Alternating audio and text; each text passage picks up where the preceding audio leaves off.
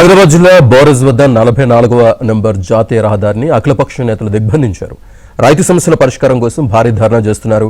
పెద్ద సంఖ్యలో రైతులు అఖిలపక్ష నేతలు తరలివచ్చారు. దీంతో జాతీయ రహదారిపై ఎక్కడి వాహనాలు అక్కడే నిలిచిపోయాయి. మరింత సమాచారాన్ని మా ప్రతినిధి మాంతయ్య అందిస్తారు. రైతు సమస్యల పరిష్కారం కోసం ఆదిలాబాద్ భారీ జాతీయ రహదారి దిగ్బంధం చేపట్టింది. మనం చూస్తూ ఉండవచ్చు 44వ నంబర్ జాతీయ రహదారిని అఖిలపక్ష నేతలు ముట్టడించారు. అన్ని పార్టీలు కాంగ్రెస్, బీజేపీ అన్ని పార్టీలకు సంబంధించి ప్రజా సంఘాలకు సంబంధించిన నేతలు పాల్గొనే పరిస్థితి కనిపిస్తా ఉంది. మొత్తం జాతీయ రహదారిని మొత్తం దిగ్బంధించిన పరిస్థితి మనం చూస్తూ ఉండవచ్చు. ఏదైతే రైతులకు సంబంధించి అటు సోయా ఇటు పత్తి రైతులకు సంబంధించి కొద్ది రోజులుగా కూడా అఖిలపక్ష నేతలు ఆందోళన చేస్తూ ఉన్నారు. ఏదైతే సీసీఐతో పాటు ప్రభుత్వ రంగ సంస్థలు విధించిన కొర్రీల వల్ల రైతులు నష్టపోతున్నారని చెప్తున్న పరిస్థితి కనిపిస్తోంది. ఈ నేపథ్యంలో మాజీ మంత్రి జోగు రామన్నతో పాటు అఖిలపక్ష నేతలంతా కూడా ఈ ఆందోళన పరిస్థితి కనిపిస్తుంది. చెప్పండి సార్. మేము చాలా రోజుల నుంచి అఖిలపక్షం నుంచి డిమాండ్ చేసినాం. ముందు మా పార్టీ నుంచి కూడా డిమాండ్ చేసినాం. ఏదైతే పత్తి పైన మనం 11% సుంకాన్ని ఆగస్టు 19 తారీఖు నుంచి డిసెంబర్ 31 వరకు మన ప్రధానమంత్రి గారు సడలింపు చేసింది కాబట్టి దాన్ని ఎత్తివేయాలని కపాస్ కిసాన్ యాప్ పెట్టిండ్రు.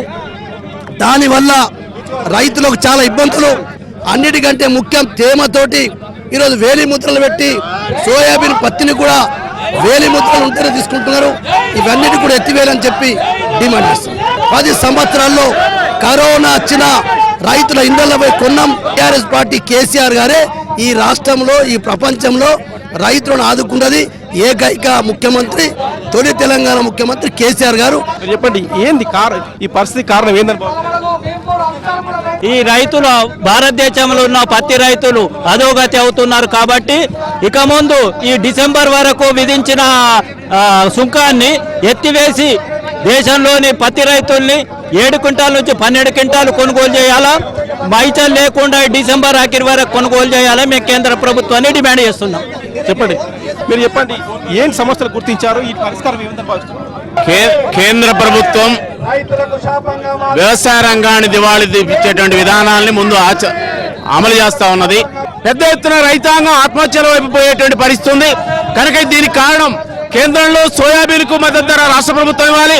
సీసీఐ ద్వారా కేంద్ర ప్రభుత్వం కాటన్ కూడా కొనాల్సినటువంటి అవసరం ఉంది. రైతాంగం ఉద్యమాలు తప్ప ఇంకో మార్గం లేదు. కనుకనే రైతాంగ రోడ్లు ఎక్కాలని మేము సిపిఎంఎల్ డెమోక్రసీ పార్టీగా రైతాంగాన్ని మద్దతు ఇస్తా ఉన్నాం.